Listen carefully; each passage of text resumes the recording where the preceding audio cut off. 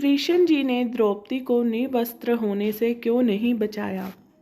उद्धव ने कृष्ण जी से पूछा। जब द्रौपदी लगभग अपना शील खो रही थी, तब आपने उसे वस्त्र देकर द्रौपदी के शील को बचाने का दावा किया। लेकिन आप यह भी दावा कैसे कर सकते हैं? उसे एक आदमी घसीट कर भरी सभा में लाता है और इतने सारे लोगों के सामने निर्वस्त्र करने के लिए छोड़ देता है। एक महिला का शील क्या बचा? आपने क्या बचाया? अगर आपने संकट के समय में अपनों की मदद नहीं की, तो आपको आपात बांधव कैसे कहा जा सकता है? बताइए, आपने संकट के समय में मदद नहीं की, तो फिर क्या फ़ायदा? क्या यही धर्म है? इन प्रश्नों को पूछते पूछते उद्धव का गला रुंध गया और उनकी आंखों से आंसू बहने लगे। ये अकेले उद्धव के प्रश्न नहीं हैं। महाभारत पढ़ते समय हर एक के मनोमस्तिष्क में ये सवाल उठते ही हैं। उद्धव ने हम लोगों की ओर से ही श्री कृष्ण जी से हैं। भगवान श्री कृष्ण जी मुस्कुराते हुए बोले, प्रिया उद्धव, यह सृष्टि का नियम है कि विवेकवान ही जीतता है। उस समय दुर्योधन के पास विवेक था, धर्मराज के पास नहीं।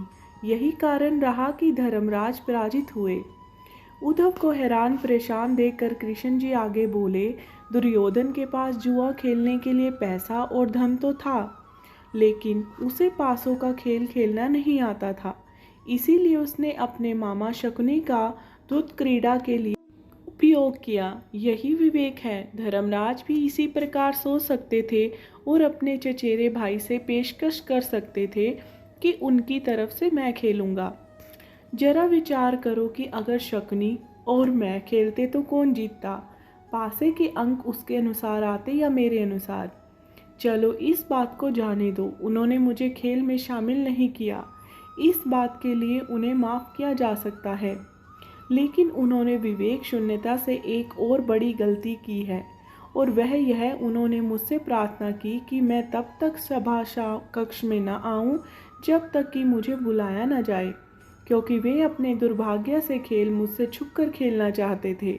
वे नहीं चाहते थे कि मुझे मालूम पड़े कि वे जुआ खेल रहे हैं। इस प्रकार उन्होंने मुझे अपनी प्रार्थना से बांध दिया। मुझे सभा कक्ष में आने की अनुमति नहीं दी। इसके बाद भी मैं कक्ष के बाहर इंतजार कर रहा था कि कब कोई मुझे बुलाता है। भीम, अर्जुन, नकुल और सहदेव सब मुझे भूल गए, बस अपने भाग्य और दुर्योधन को कोसते रहे। अपने भाई के आदेश पर जब दुशासन द्रौपदी को बाल पकड़कर घसीटता हुआ सभा कक्ष में लाया, द्रौपदी अपनी सामर्थ्य के अनुसार जूझती रही। तब भी उसने मुझे नहीं पुकारा। उसकी बुद्धि तब जागृत हुई जब दुशासन ने उसे निर्वस्त्र करना प्रारंभ किया। जब उसने स्वयं पर निर्भरता छोड़कर हरि हरि अभिमन्यु कृष्ण अभिमन्यु की गुहार लगाई, तब मुझे उसके शील की रक्षा का अवसर मिला। जैसे ही मुझे पुकारा गया, मैं अविलंब पहुंच गया। अब इस स्थिति में मेरी गलती बताओ। उद्धव बोले, कान्हा, आपका स्पष्टीकरण प्रभावशाली अवश्य है, किंतु मुझे पूर्ण संतुष्टि नहीं हुई। क्या मैं एक और प्रश्न पूछ सकता हूँ? कृष्ण की अनुमति से उद्धव ने पूछा। इसका अर्थ यह हुआ कि आप तभी आओगे जब आपको बुलाया जाएगा।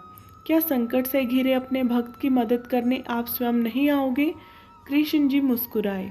उद्धव, इस सृष्टि में हरेक का जीवन उसके स्वयं के कर्मफल के आधार पर संचालित होता है। ना तो मैं इसे चलाता हूँ और ना ही मैं इसमें कोई हस्तक्षेप करता हूँ। मैं केवल एक साक्षी हूँ। मैं सदैव तुम्हारे नज़दीक रहकर जो हो रहा है उसे देखता हूँ। यही ईश्वर का धर्म है। वाह वाह, बहुत अच्छा कृष्ण। तो इसका अर्थ यह हुआ कि आप हमारे नज़दीक खड़े रहकर हमारे सभी दुष्कर्मों का निरीक्षण करते रहेंगे। हम पाप पर पाप करते रहेंगे और आप हमें साक्षी बनकर देखते रहेंगे। आप क्या चाहते हैं कि हम भूल करते रहें, पाप की गठरी बांधते रहें और उसका फल भुगतते रहें? उलाहना देते हुए उद्धव ने पूछा। तब कृष्ण जी बोले, उद्धव, तुम शब्दों के गहरे अर्थ को समझो।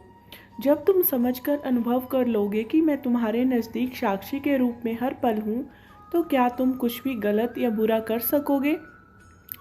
तुम निश्चित रूप से कुछ भी बुरा नहीं कर सकोगे, जब तुम यह भूल जाते हो और यह समझने लगते हो कि मुझसे छुपकर कुछ भी कर सकते हो, तब ही तुम मुसीबत में फंसते हो। कृष्णम वंदे जगत गुरु। जय श्री कृष्णा। जय हिंद। जय भारत।